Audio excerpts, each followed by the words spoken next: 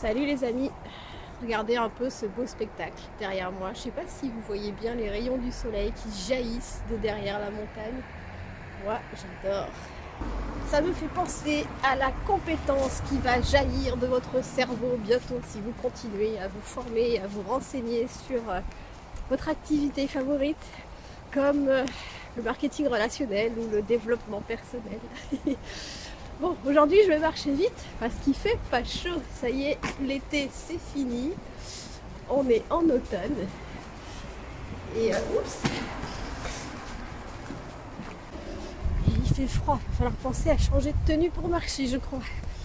Bon, c'est pas tout ça, mais aujourd'hui je voulais vous parler de quelque chose qui va vraiment vous être utile lorsqu'on est inquiet d'apprendre quelque chose de nouveau. Parce que oui, quand nous étions des enfants, nous étions des éponges et nous avons appris énormément de choses. Tout ce qu'on apprend la première année de notre vie, c'est un truc de fou. Et quand on passe 30 ans, 40 ans, l'apprentissage n'est pas aussi facile. Hein. Vous êtes d'accord avec moi?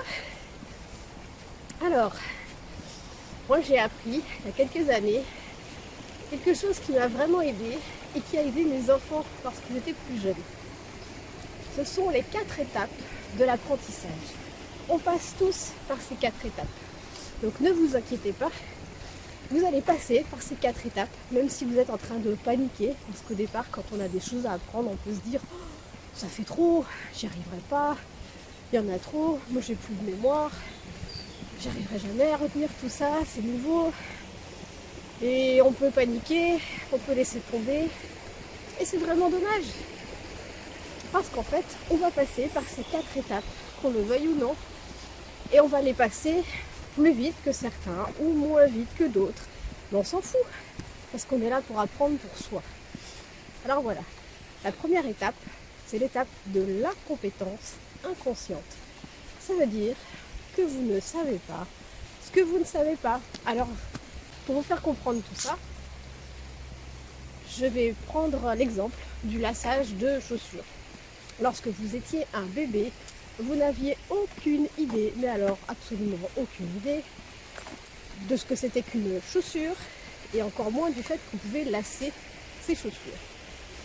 Vous ne saviez pas ce que vous ne saviez pas. Voilà. Et aujourd'hui, vous en êtes à un point où il y a plein de choses que vous ne pouvez pas imaginer dans votre vie. Plein de choses que vous ne savez pas. Ça, c'est la première étape. La deuxième étape, on découvre quelque chose.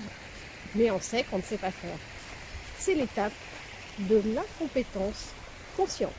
Vous êtes conscient que vous êtes incompétent dans un domaine.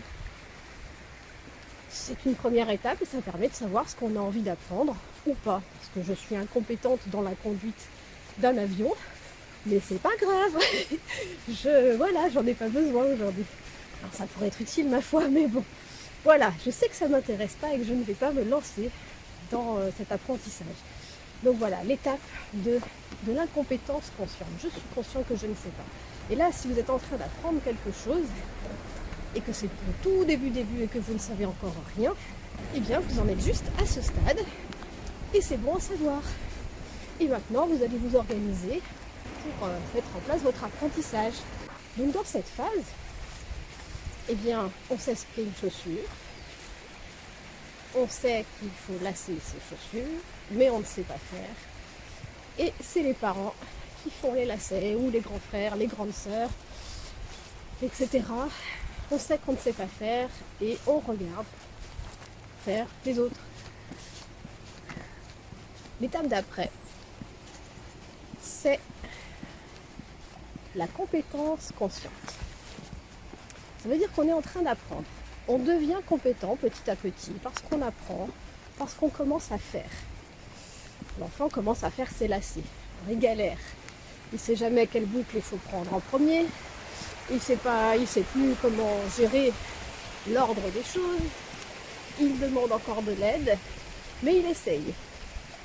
Et ça, c'est une étape, c'est l'étape, je dirais, la plus longue quand on apprend quelque chose. On s'entraîne, on essaye, on rate, on recommence, et on re-rate, et on recommence. Un truc qui peut vous donner un peu d'espoir, c'est lorsque vous étiez enfant, un bébé, et que vous ne saviez pas encore marcher, vous êtes tombé en moyenne 2400 fois avant d'arriver à tenir debout et à marcher, à faire vos premiers pas. Est-ce que vous avez abandonné? Est-ce que vous vous êtes dit « Oh, c'est pas pour moi, j'y arriverai pas ». Non, vous vous êtes pas dit ça. Pourquoi d'ailleurs? Pourquoi on se dit pas ça? Parce qu'en fait,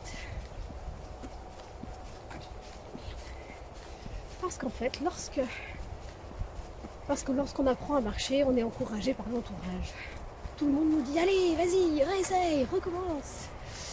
Ce qu'on ne nous dit pas quand on fait du marketing relationnel, non, on n'est pas encouragé de la même manière. En tout cas, on est capable de se relever et de réessayer encore et encore.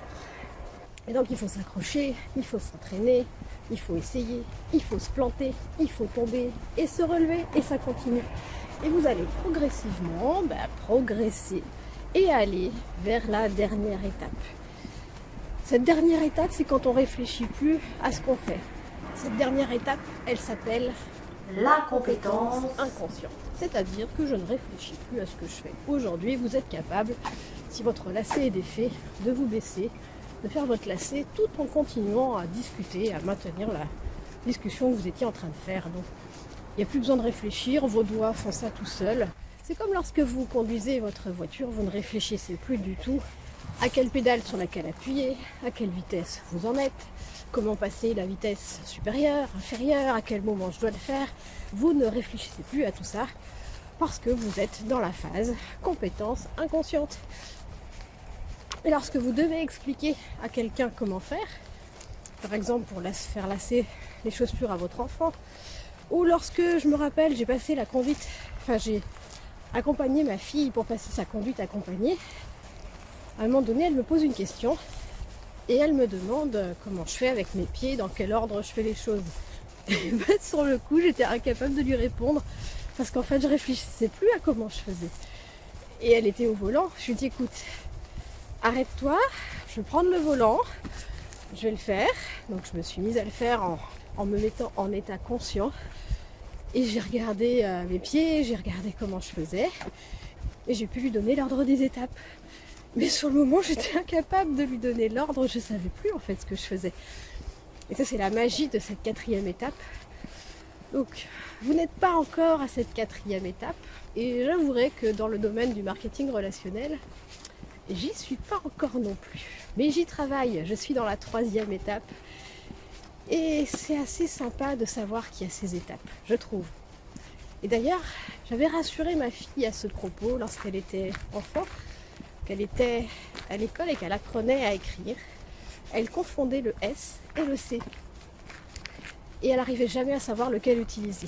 Elle en est même arrivée à pleurer parce que ses copains et copines y arrivaient et pas elle. Et du coup, ça la stressait. Alors je lui ai parlé de ces 4 étapes. Et on a fait un grand tableau sur une grande feuille et on a fait 4 colonnes, une par étape. Ensuite, on a pris des petits cartons, des feuilles Bristol coupées en petits morceaux et on a écrit tout ce qu'on savait faire, tout ce qu'on ne savait pas faire, tout ce qu'on aimerait savoir faire et des trucs farfelus comme conduire un avion. Et avec mes 2 enfants, on a écrit plein de choses. On a mis un petit bout de pâte à fixe derrière chaque Bristol et je leur ai demandé de positionner les petits papiers dans les différentes colonnes. Donc on retrouvait évidemment faire la différence entre un S et un C dans la liste. Et à chaque fois qu'ils progressaient dans un domaine, on déplaçait légèrement le carton vers la droite, qui n'était pas encore dans la 4e colonne, mais il progressait dans la 3e, il avançait petit à petit. Et on avait ce tableau qu'on regardait régulièrement pour faire avancer les petits cartons. Et ça a vraiment redonné confiance à ma fille. Elle a été complètement rassurée et elle s'est dit qu'en travaillant, elle arriverait à faire la différence entre le S et le C. Mais alors, qu'est-ce qu'il faut faire en effet pour passer de cette 3e à 4e étape? Eh bien, il faut travailler. Il faut s'entraîner, il faut se planter et réessayer. Et en fait, c'est vraiment la persévérance qui va vous aider à avancer dans cette 4e étape.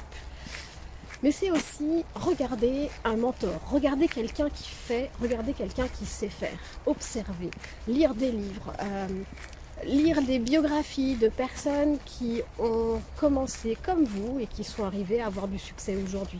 Parce que les gens ne sont pas nés en ayant du succès. Ils sont devenus des personnes à succès. Et ils ont commencé peut-être au même niveau que vous au départ sans rien savoir. Donc non, c'est facile pour personne. Les gens qui aujourd'hui sont maîtres en la matière dans un domaine ne sont pas nés comme ça. Ils sont devenus comme ça en travaillant. Et peut-être même plus que certains d'entre nous qui pensons avoir des difficultés. Donc, pour passer dans la 4e étape, c'est la persévérance et l'observation. Et accompagner le mentor si vous en avez la possibilité. Alors ça, c'est encore plus formateur. Et vous faire coacher par un mentor, ça c'est encore génial. Ça c'est encore mieux parce que vous allez avoir des feedbacks sur les erreurs, sur les bonnes choses que vous avez accomplies. Donc voilà, soyez rassurés, c'est normal de s'inquiéter, c'est normal de flipper, de se dire qu'on n'y arrivera pas. Mais il faut arriver à s'entraîner et à se dire que oui, on va y arriver et on va passer dans cette 4e étape un jour ou l'autre. Ne lâchez pas. Rappelez-vous, vous êtes tombé en moyenne 2400 fois avant de savoir marcher. Moi, ça me fait du bien de le savoir. Allez, je continue de marcher justement. Bonne journée à vous!